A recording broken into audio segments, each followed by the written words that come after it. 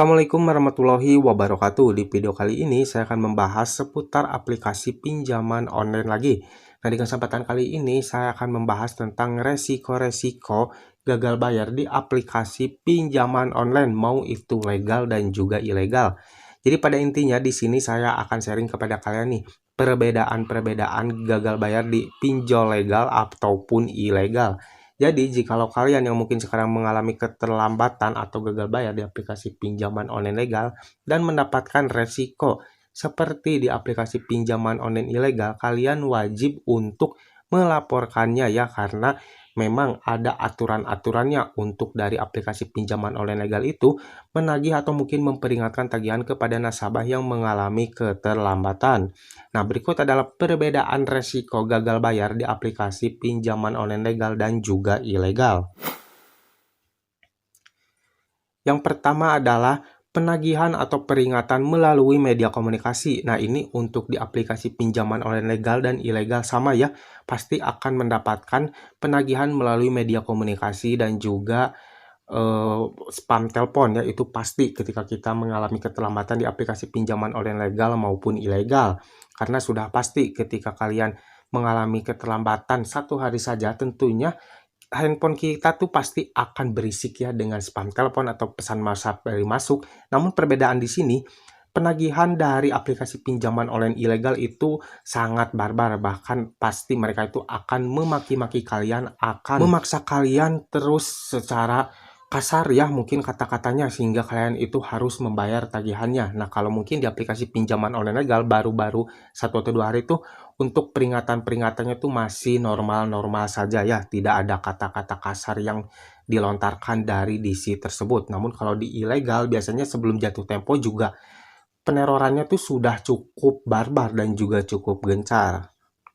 Nah, yang selanjutnya adalah masuk ke Slick OJK nih. Untuk aplikasi pinjaman online legal masuk ke Slick OJK ya, karena mereka tuh aplikasi pinjaman online legal yang resmi terdaftar di OJK. Nah, untuk aplikasi pinjaman online ilegal itu tidak mungkin masuk ke Slick OJK karena memang aplikasi mereka saja itu tidak berizin. Bagaimana bisa mereka masuk ke Slick OJK? Jikalau ada ancaman dari DC aplikasi pinjol ilegal yang menyatakan bahwasanya akan masuk ke Slick OJK, kalian jangan mudah percaya, kalian ketawain saja karena itu sangat tidak mungkin, aplikasi mereka aja tidak berizin ya. Nah, khusus buat aplikasi pinjaman online legal perlu kalian ketahui, tidak ada ya, atau mungkin tidak semuanya aplikasi pinjaman online legal yang masuk ke Slick OJK ya. Jadi hanya beberapa aplikasi pinjaman online legal saja yang memang masuk ke Slick OJK. Masih banyak aplikasi-aplikasi lain yang tidak masuk Slick OJK ya. Dan biasanya nih untuk aplikasi pinjaman online legal yang masuk Slick OJK itu kebanyakan yang punya fitur pay later dan juga bekerja sama dengan perusahaan bank ya, perlu kalian ketahui. Yang selanjutnya adalah sebar data. Nah, untuk aplikasi pinjaman online legal itu tidak melakukan sebar data, jadi hanya sekedar menghubungi nomor kontak darurat saja. Nah, kalau untuk aplikasi pinjaman online ilegal tidak hanya menghubungi nomor kontak darurat, mereka juga menghubungi nomor di luar kontak darurat. Bahkan mereka melakukan penyebaran data melalui media komunikasi atau grup-grup Facebook yang kita ikuti ya. Biasanya mereka mengirimkan kayak foto-foto kita ya, foto sedang memegang KTP ataupun apa itu, mereka tuh kirimkan di grup-grup tersebut dan mereka tuh kayak membuat postingan kayak pencarian orang dan memberitahukan kepada penduduk grup tersebut itu bahwasanya si orang tersebut tuh sudah melarikan uang atau apa-apa gitu lah, atau dibilang maling. Nah, itulah kejamnya aplikasi pinjaman online ilegal dalam melakukan penyebaran data ya. Jadi buat kalian yang tidak pernah melakukan pengajuan pinjaman di aplikasi pinjol ilegal, saya saranin jangan pernah kalian lakukan pengajuan pinjaman online di pinjol ilegal ya, karena itu sangat berbahaya untuk data kalian. Nah, ini buat aplikasi pinjaman online legal nih juga akhir-akhir ini banyak nih yang mengalami yang namanya dihubungi melalui kontak-kontak di luar kontak darurat, dalam arti kontak-kontak yang ada di ponsel kita tuh dihubungi oleh mereka ya. Namun itu tidak sampai melakukan penyebaran data kayak ilegal yang sangat barbar dan juga sangat keterlaluan ya. Jadi untuk legal itu hanya sebatas kondar, dan juga ada beberapa yang memang suka tuh berlebihan menghubungi di luar kondar, dan itu juga biasanya dari oknum-oknum yang tidak bertanggung jawab lah, DC-DC yang tidak bertanggung jawab, yang mereka itu bisa merubah akses izin aplikasi untuk bisa mengakses kontak yang ada di ponsel kita ya. Tapi tidak pernah ada ya yang namanya dari pinjol legal itu melakukan penyebaran data kayak ke media sosial dengan mengirimkan atau menyebarkan data-data kita ya, tidak pernah ada. Jadi kalian tidak perlu takut.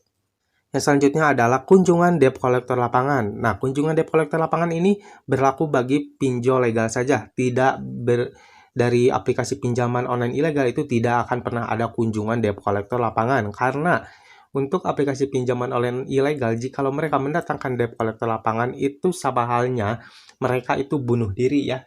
Jadi ketika ada di si lapangan dari pinjol ilegal, sudah pasti tuh dari pihak nasabahnya juga tidak akan diam ya, mereka akan langsung melaporkan, dan tentunya nanti mungkin si debt collector lapangan tersebut itu akan ditangkap oleh polisi dan akan dimintai informasi keberadaan kantor mereka ya. Nah, jikalau memang si debt collector lapangan tersebut itu memberikan informasi tentang kantornya, sudah pasti kantornya itu akan digerebek dan pasti akan ditutup ya. Jadi sangat tidak mungkin untuk aplikasi pinjaman online ilegal itu mempunyai debt collector lapangan ya. Kalaupun mereka mempunyai debt collector lapangan, itu sama halnya dengan bunuh diri ya.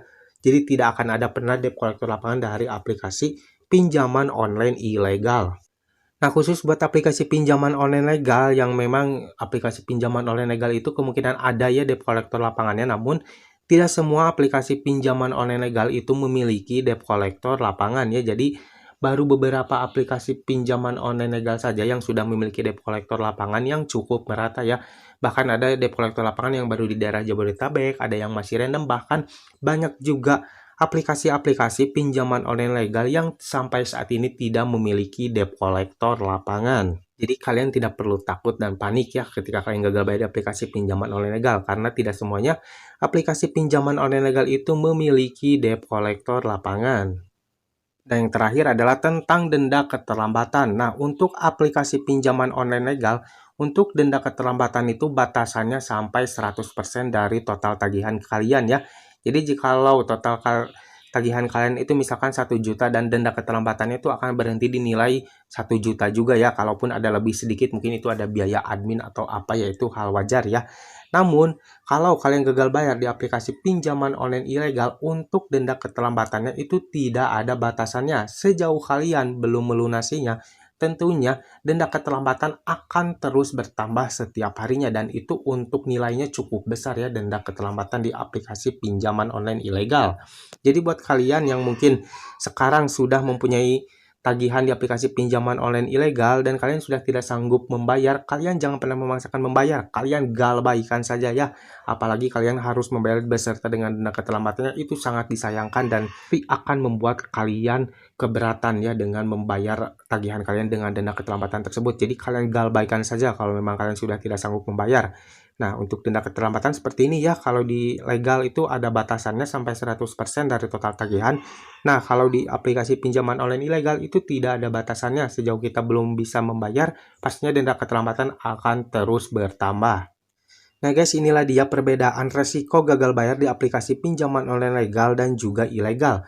Buat kalian yang mungkin mengalami keterlambatan atau gagal bayar di aplikasi pinjaman online legal dan mendapatkan ciri-ciri resikonya seperti di aplikasi pinjaman online ilegal, kalian jangan ragu-ragu untuk melaporkannya ya, karena untuk aplikasi pinjaman online legal itu ada aturan-aturannya yang harus dituruti oleh mereka ya. Jadi untuk dari mulai penagihan, dari mulai penerapan denda keterlambatan itu sudah ada aturan-aturannya ya dari OJK. Jadi kalian jangan sampai terjebak ya dengan mereka. Jadi kalian laporkan saja jikalau memang ada kejanggalan-kejanggalan ketika kalian mengalami keterlambatan atau gagal bayar di aplikasi pinjaman online legal. Oke, mungkin sampai di sini dulu video dari saya kali ini. Semoga video ini bermanfaat buat kalian. Jangan lupa like dan juga share ke teman-teman kalian. Dan tetap dukung channel ini agar semakin berkembang dengan cara klik subscribe di bawah. Sampai jumpa di video selanjutnya. Assalamualaikum warahmatullahi wabarakatuh.